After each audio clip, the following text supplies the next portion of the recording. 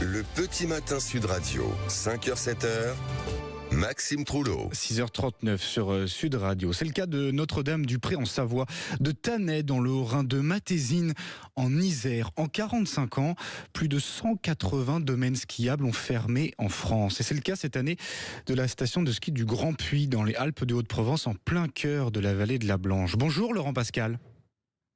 Bonjour. Merci d'être avec nous en direct ce matin. Vous êtes le maire de Seine, dans les Alpes de Haute-Provence, donc en plein cœur de cette vallée de la Planche. Vous avez décidé avec vos habitants, votre commune, de fermer donc cette station de ski. Comment a été décidé l'arrêt de votre station ?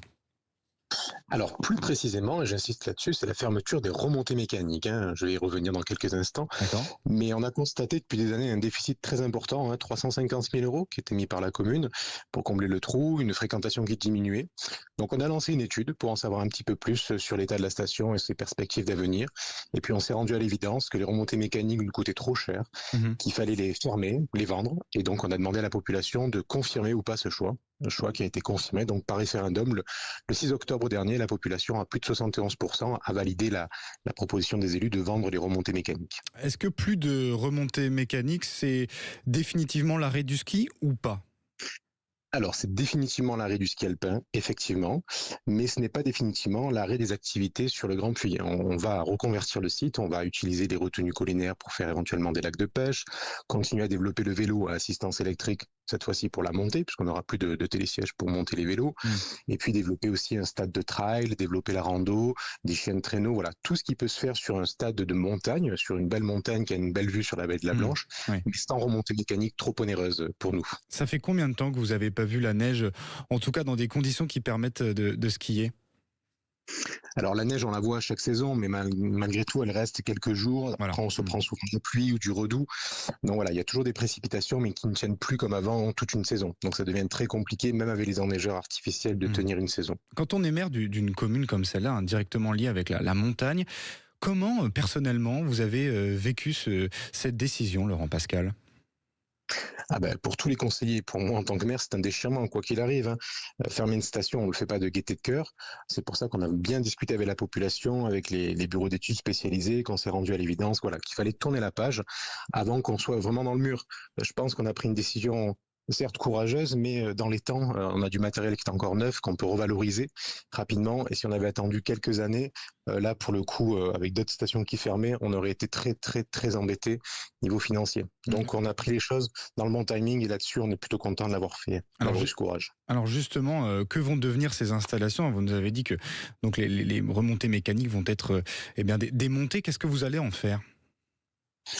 Alors, elles vont être cédées tout simplement, elles sont encore neuves, elles ont à peu près entre 6 et 10 ans et elles ont très peu tourné. Donc, d'autres stations du département, voire même de la région, sont intéressées pour l'acquisition.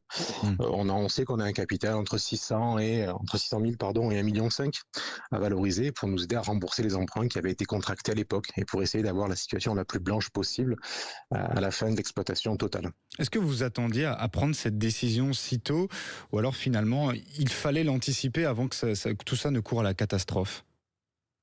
Alors non, on s'y attendait pas du tout. Quand on a été élu, on n'a en aucun cas proposé la fermeture des remontées mécaniques, mais c'est en regardant les chiffres de plus près qu'on s'est rendu à l'évidence qu'il fallait en parler.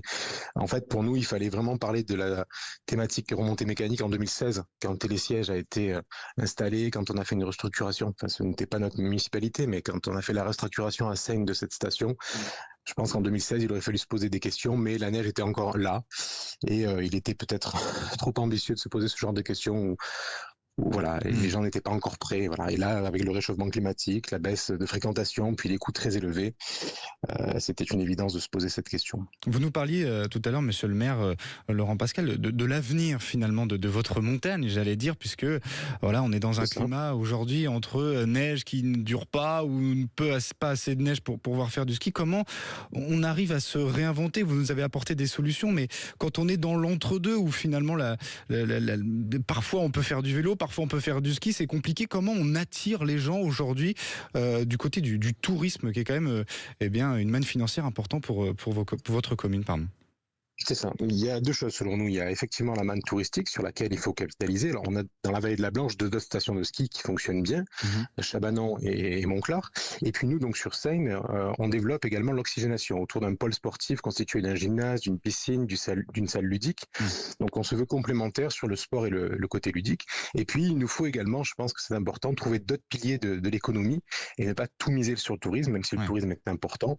Il faut qu'on arrive à capitaliser sur nos ressources propres, la forêt, l'agriculture, et puis pourquoi pas également le télétravail qui arrive de plus en plus avec la fibre et arriver à proposer un cadre de vie de qualité au pays de Seine. Vous avez peur que ce qui vous arrive aujourd'hui arrive à toutes les stations de ski dans un court ou moyen terme? Alors ça dépend vraiment du cas de chaque station, de l'altitude, de l'exposition. Dans la vallée de la Blanche, les deux autres stations sont encore préservées pour quelques années, même quelques décennies je pense. Mais d'autres stations qui ont notre taille, effectivement, nous on est entre 1300 mètres d'altitude et 1800, seront inévitablement concernées dans les autres départements alpins dans les prochaines années, oui. En tout cas, on vous souhaite évidemment tout le meilleur pour cette reconversion, j'allais dire, Laurent Pascal. Merci infiniment d'avoir été notre invité ce matin. Je rappelle que vous êtes le maire de Seine, dans les Alpes de Haute-Provence, en plein cœur, on le disait, de la vallée de la Blanche. Merci beaucoup et bonne journée à vous, 6h45.